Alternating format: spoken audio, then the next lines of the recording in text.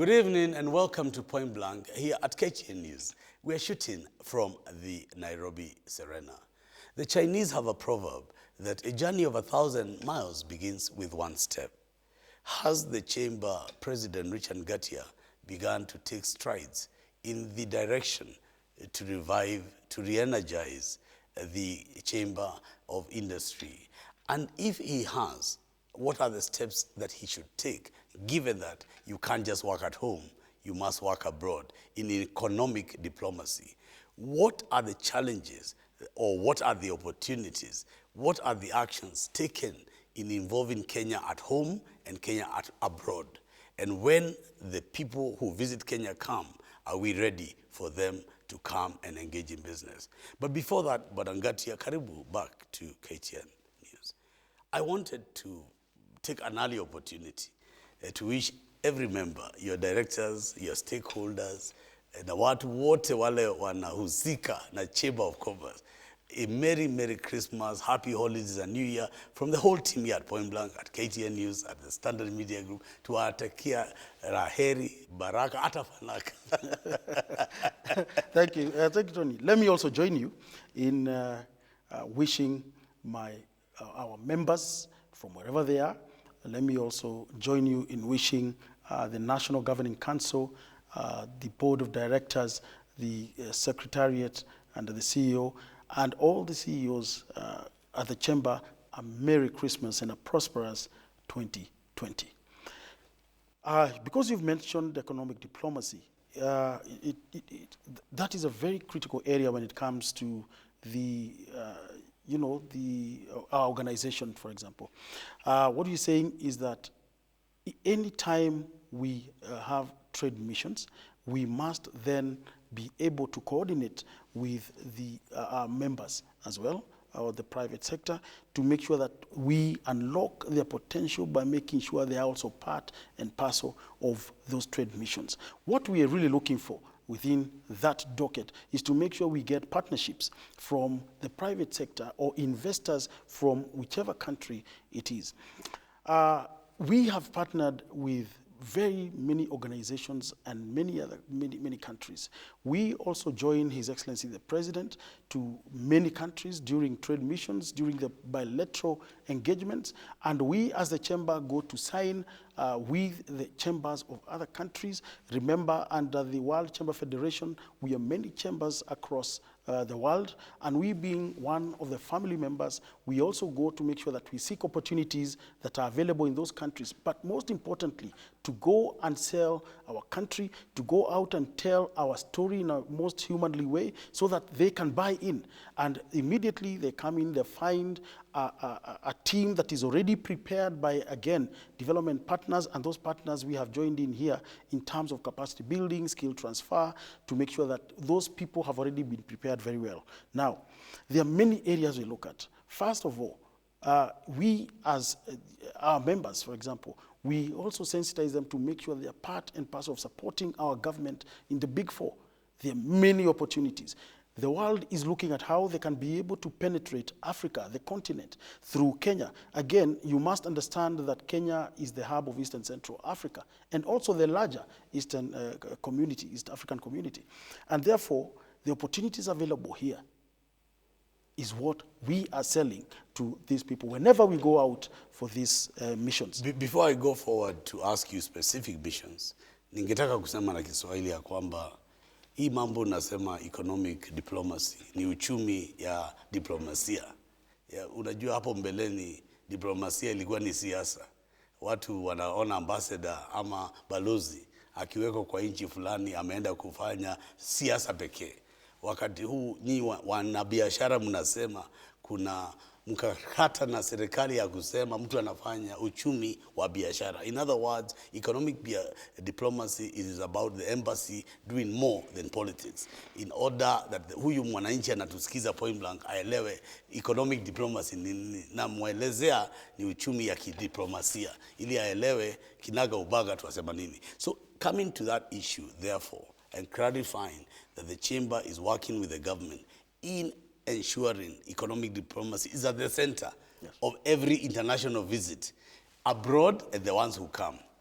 I can then go to you and say, where you've gone with the president and where presidents have come, what share of the cake in terms of time is given to siasa ya siasa, diplomasia ya kisiasa na ya uchumi? How is the government reacting to give more opportunity and time to business with foreign missions when you are there and when they come? Let me first of all remind you that in 2007, Dubai crashed, UAE crashed in terms of the economy. It crashed completely. And they re-engineered their processes. What the ruler then did is to make sure that they plug in the private sector, who then came in to support their government. And today, Dubai is the most preferred country in doing business and also tourism. That happened again in Singapore. Today, Singapore, you look at their economy. Again, during the crash, this is what happened. You turn into the private sector. Look at Indonesia. Look at Rwanda, who is our neighbor, focusing on the private sector. And I'm happy that His Excellency the President today is really focused on how he's going to support, how the government is going to support the SMEs. And part of economic diplomacy is to make sure that all the embassies within this country also come in to plug in with the Kenya National Chamber of Commerce and Industry so that they can prepare the ground for their investors. And after that, we join in any trade missions, any bilateral engagements, we join in as the private sector. So and there are no Mr. Ngatia, politics this there. is point blank. So Yes. specifically, if you were to flag your highlights, you said it's 100 days. Yes. I was going through your book. Now, I'm seeing, if you were to highlight the trade missions you have attended that are of significant benefit to the people of Kenya and the businesses of Kenya, if you were to significantly say the ones who have come here and have made the biggest impact, in a nutshell. Let me talk first of all of the outgoing missions. Now, the outgoing missions, I spoke of Japan, Yokohama, where there was TICAD. Again, there we were able to, join in and partner with various investors, companies who want to come in, get opportunities here in various areas, in macadamia, in soybeans, in avocado as well. We have gone to trade missions in France again. That is an area they're looking at how they can be able to import vegetables as well, and many other things, including... but your website is talking, I was reviewing it today, and it was talking about Israel. It was talking European Union. It was talking about... yes, I'm talking of the outgoing missions. Oh, I see. All right? Now, those outgoing missions, where we have been able to go with a delegation, I've talked of Russia, many opportunities. You're talking of energy. You're talking of minerals as well. You're talking of oil and gas. You're talking of... agriculture, they're very good in agriculture, how they can come and rehabilitate our land so that you can be able to also have multiple, you can be able to plant different things and different produce within your area. They're also looking at supporting us in hydroponics as well, where you don't have to have this big land, because that is a culture here, where you can grow things going up. So those are many countries that we have gone to as well. Belarus, Tunisia, many people go, China, we have been there. But now let me also talk about those missions that have been coming to this country and the opportunities available. We have seen, you mentioned of the Israelis, again, through the ambassador, are looking on how they can be able to support, and they're already supporting, how they can support farmers in terms of dry farming, how they can support farmers in capacity building them, and how they can also support them in market within Israel as well. We look at Belarus. Belarus has been there. They have gone to Nyanza. They have gone to North Rift. They have gone to Central, just to see the opportunities that are there in terms of dairy. Again, we talk of Tunisia, we talk of Madagascar, who have come here. Just the other day, we had the African, Caribbean, Pacific. Again, that was a summit that was here. I really want to find out from you as well about the URE, the Emirates and the European Union. Yes. These have been low-lying fruits because they have wanted to work with Kenya. Really, let me talk of just the other day. We had, we had several meetings with the ambassador of the European Union, Mr. Simon Modiu, and he has committed to support the chamber. He has committed to support the SMEs on making sure that they are also prepared. There's financial inclusion. Again, they have also committed about 3.8 billion to see how they can be able to support the small farmers again and create more opportunities in terms of jobs within the farming, the agriculture sector. Mr.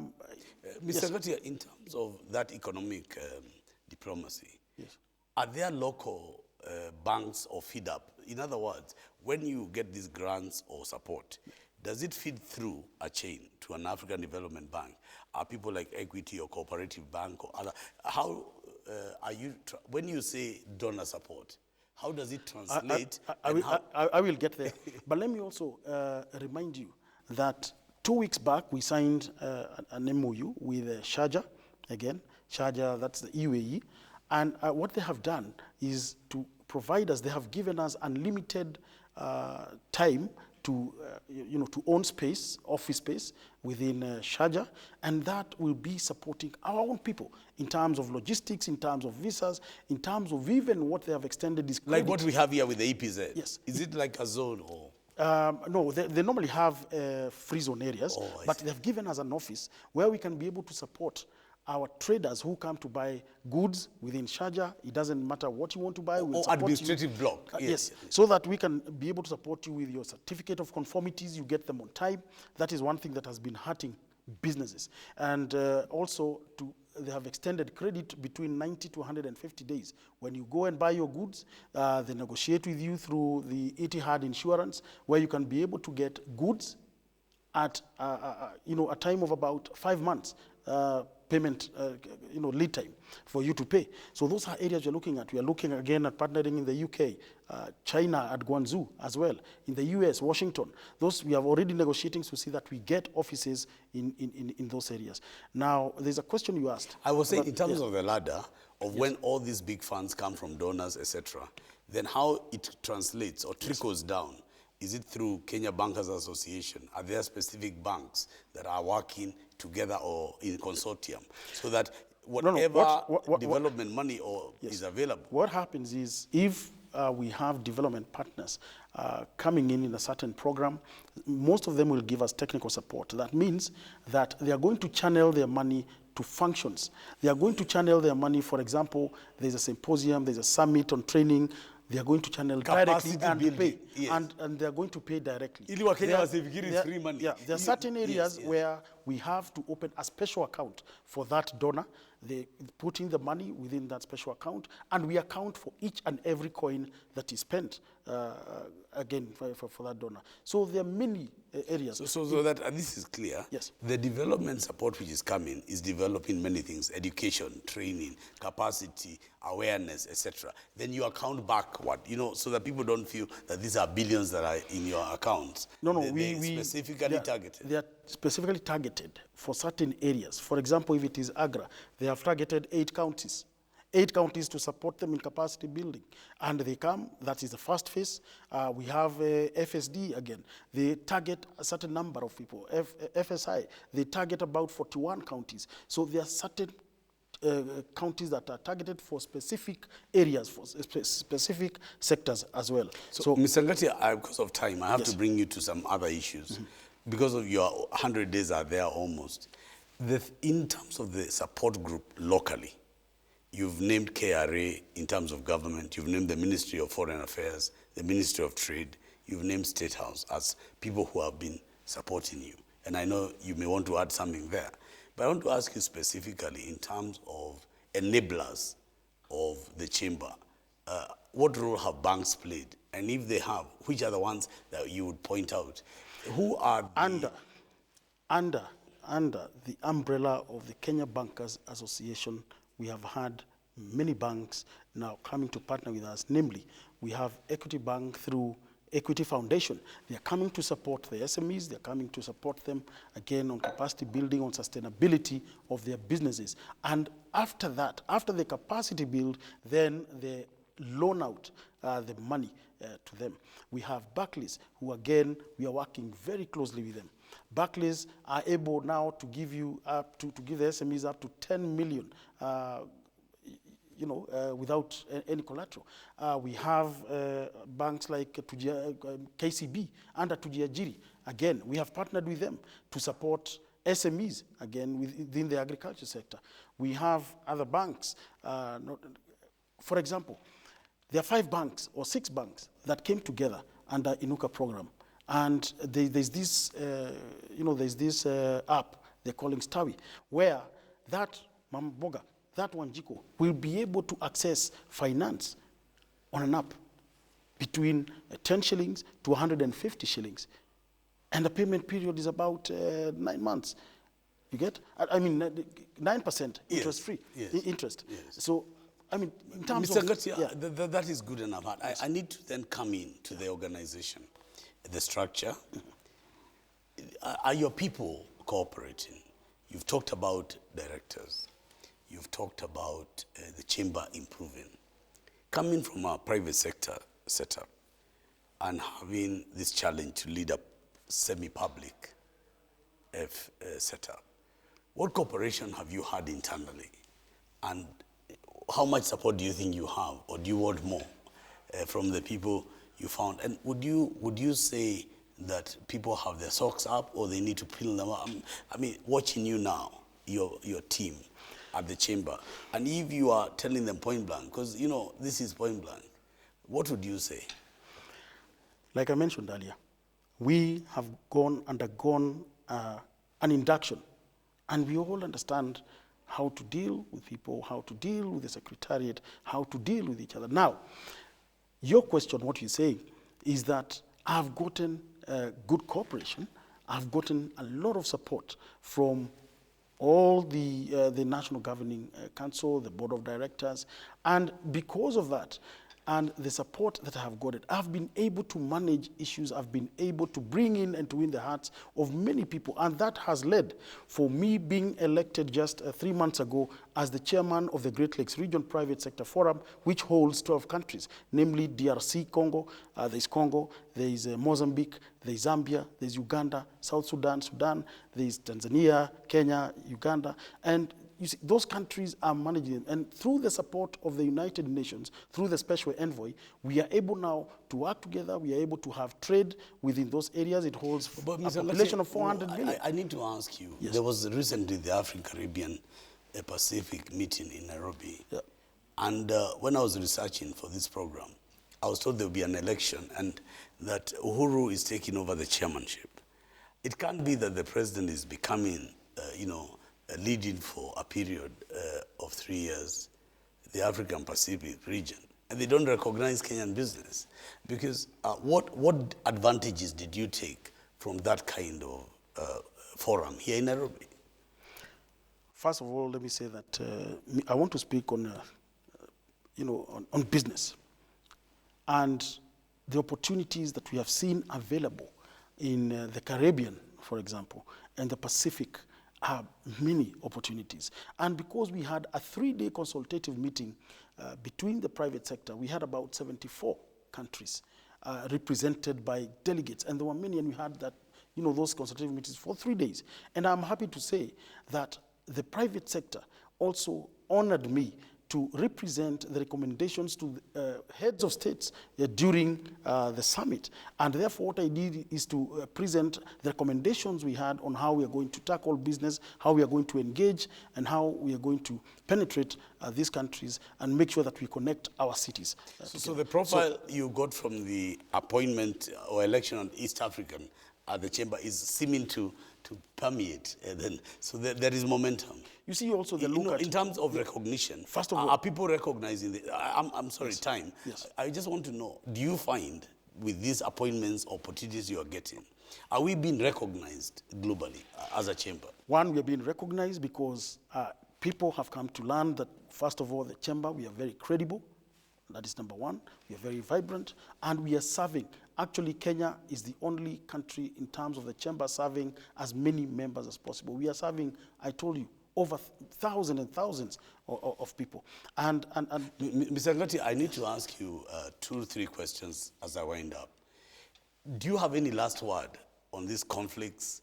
Because everything that you've told me, reading this book and reading everything you're saying, is that the chamber is on a new horizon, but you have these problems that are emanating in the internet and through bloggers, etc.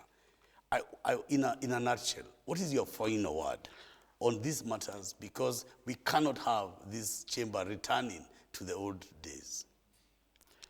I want to say, let me say this, that even for me, as a chamber president, when my time comes up, I will have to retire and go and do other things. You cannot want to be in a position forever. Number two, I want to say that we must use due process in everything that we do at the chamber. And therefore, if you're eyeing any seat, make sure that we follow due process like anybody else, and you shall get that seat if it belongs to you.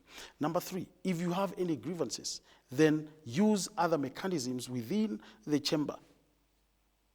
There's the Ethic and Integrity Committee. You can use them. We have established an arbitration mechanism that you can come and bring all your grievances there, and you will be heard. But you cannot decide you're going to use third parties to come and intimidate, our office. It is not possible. We don't want to go there. And therefore, what I'm saying is, I want to congratulate the women who were there before. I saw Mary Muthoni actually broke the ceiling at one point. You saw other women also, they have done very well. But again, we have to change our thinking. And therefore, we have to give other people a chance as well. Mr. Ngatia, yes. Let that rest as you have. If you look at a telescope to 2020, what are the 3 things or 4 things you'd like to shoot at in the next challenge for you as president, now that the year has come to an end and you're looking at 2020? In terms of the 6 pillars, in terms of what we wanted to achieve, we have achieved in terms of winning the hearts of partners and the government and county governments. Now, what I would want to see from January 2020 is to implement what I've spoken about today and what I have written in this book. Now, once we implement, then all these benefits are going to go to our members. And I will also want to urge that everyone out there, you should be a member of the chamber for you to benefit. Remember, any organization, be it the bank, be it the private sector, be it corporates, as long as you're a member of the chamber, you become also credible, because any time they want to engage you, they want to find out which association are you coming from, which organization are you coming from, are you credible enough or not, then it is only a phone call. Remember also, if you want any issue tackled by the government or county government, again, we shall be able to do that.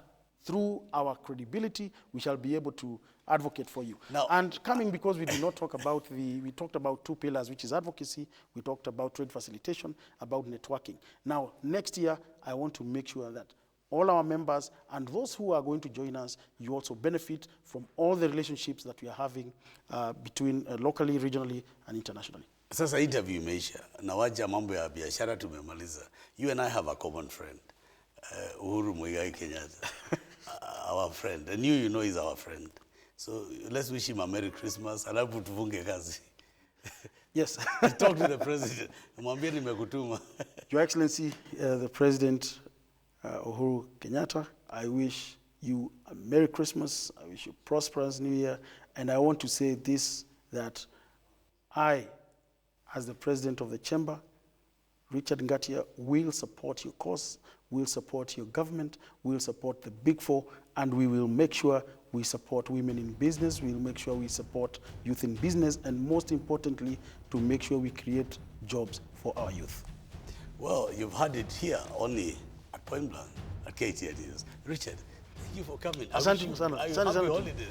I'm hoping to see you again in the next 6 months. Well, go home and say hi to Nancy. Yes.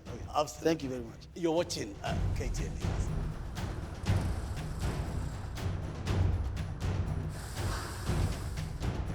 Point Blank by TG was filmed on location at the Nairobi Serena Hotel.